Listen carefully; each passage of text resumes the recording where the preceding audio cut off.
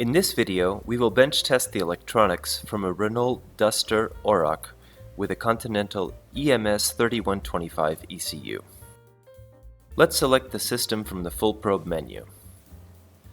The latest version of the software has a search function that makes it easier to find the correct system.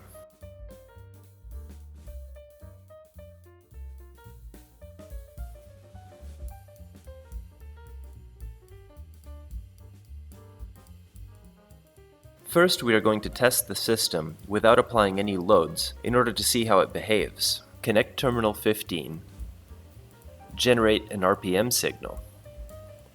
We observe ignition and injection pulses, but the injection pulses quickly become intermittent. Now we are going to test the same system, but without placing the key in the antenna. We connect terminal 15. The fuel pump relay activates for an instant. We then generate RPM signal. Observe how there is an ignition pulse, but no injection pulse, and the fuel pump relay is not activated. That is this ECU's anti-theft strategy. No fuel pump activation, and no injection pulse. Now we are going to place the key in the antenna. The LED on the antenna tester turned off quickly, as the key was immediately detected. We generate the RPM signal and observe both injection and ignition pulses.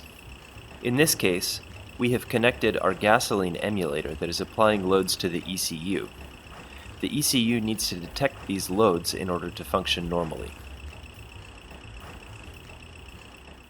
At CEA, we work hard to give our customers the tools and technical support they need in order to stand up to the latest automotive electronics challenges.